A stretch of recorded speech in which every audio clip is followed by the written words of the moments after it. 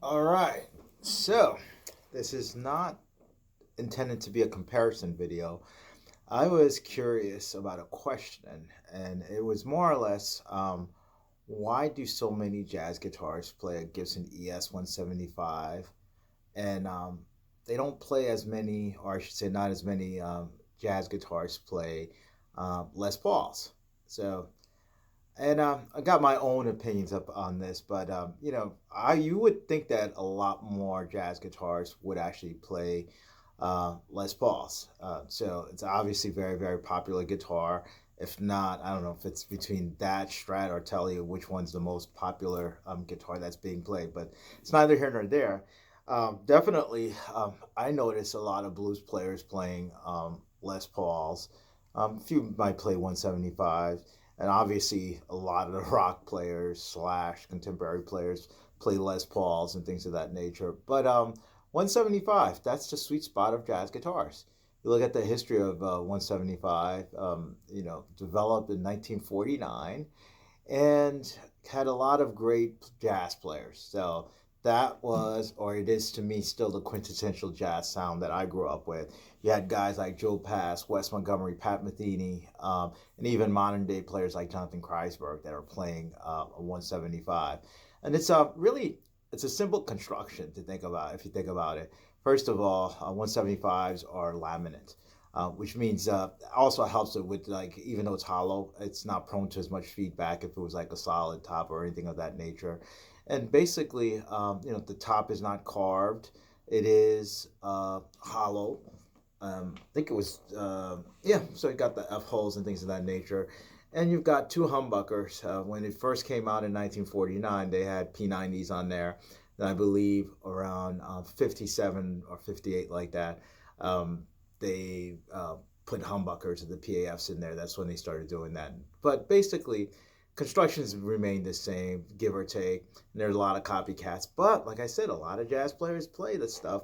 It gets a nice woody sound, and it is to me the quintessential jazz sound. So I was curious, why don't we have players that play, or at least a lot of people playing on a uh, on a Les Paul as you do on a 175. And I guess my thoughts were, I think it's tradition. That's really the primary reason. Let's take a look at why most people play a certain type of guitar. I think mostly it's the genre that you're playing, and you're affected by the people that you idolize. So if you were a rocker, you grew up, although doesn't always hold the case. I loved Hendrix, but I'm not really a Strat guy. I mean, I don't own one Strat here.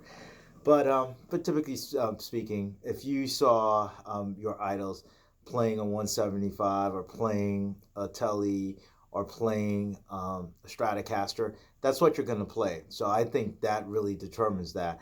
And when you talk about the sound, determining that, I believe you can get a jazz tone just about any guitar. And if you heard these two guitars, you can make the argument which one's better sounding for jazz. But they're pretty similar. And even scale wise, I think both of these things are 24 and 3/4. So even the feel, to me, the neck feel is the same. Obviously, there's a lot to be said about the body.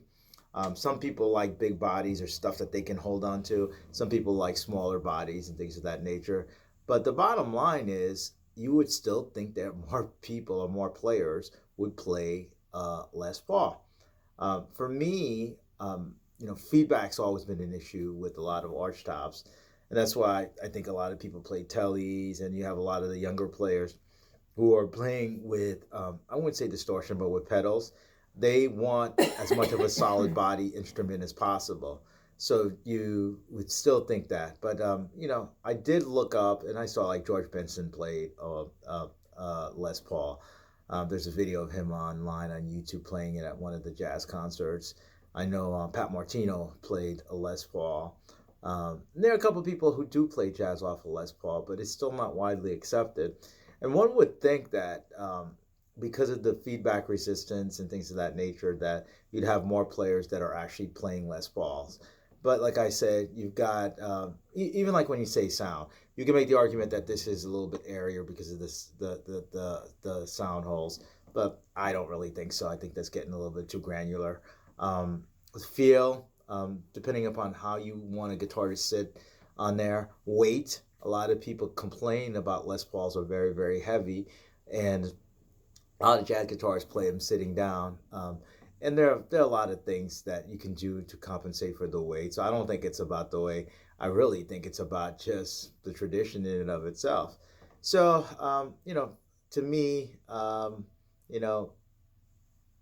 think that you will see at some point more jazz guitarists playing Les Pauls, for the simple reason that I know in 2019, Gibson, don't ask me why, that's a whole other video, stopped production of the 175, but they have not stopped the production of Les Pauls. And besides, there are a lot of Les Paul clones. I mean, this is not a clone that I'm playing here. It's a Les Paul, but it's a heritage Les Paul. But there's so many Les Paul clones that, as the younger generation continues to play jazz music and they kind of intermix it with other types of music, you'll see more players playing Les Pauls or Les Paul type guitars. So it's not going to be only the Slashes of the world playing Les Pauls in popular music. Yeah. So other interesting fact for me about Les Paul is that if you look at the construction of Les Pauls, I mean, I think they 1952, so about 3 years separate a Les Paul and the 175. But despite the fact that 3 years separated them, you have one that was like adopted by popular music and one that was just purely a jazz tool. Yeah, there are some exceptions, Scotty Moore, that played rock and roll with that. So that's one thing. The other thing too is that I know that Gibson did try to make a push for Les Pauls to be an older crowd, to be honest with you, and a little bit more jazz oriented. But it's kind of like the Jazz Master, that jazz players never played that from that perspective. But the interesting other facts is that there's 3 years separate them. The other one for me, when I was doing a little bit of research, is that I thought that Les Paul was the one who invented the Les Paul, because that's his name, and he was a Les Paul player. But apparently, it wasn't him that he invented it. He was an inventor, and he had a thing called the log at one point, and he went to McCarty, Ted McCarty, and he wanted to have that Gibson buy it, and he says no, they weren't interested in it. He also had another thing called a clunker. But what's the importance of this, and how did it become called the Les Paul? And marketing, basically. Ted McCarty wanted a player that was well known, and basically bought the rights to Les Paul's name and started putting the name Les Paul on Les Paul. So he did not invent it, and like I said, it's one of those things. I thought he did, but I guess it was this guy named John.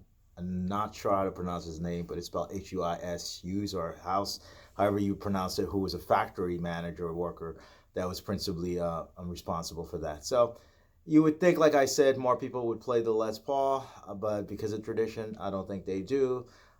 You can get them in all sorts of combination. I think the first Les Paul that when it came out in '52 was a gold top. Then around like '53, they did like a Black Beauty.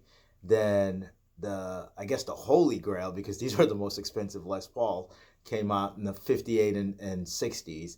That's like that Mike Bloomfield kind of thing. Those Les Pauls that are worth like $400,000. So there is a premium. If you have a '59 Les Paul, you're a very wealthy person. All right then. So thank you for watching, and play jazz on any guitar. Just play.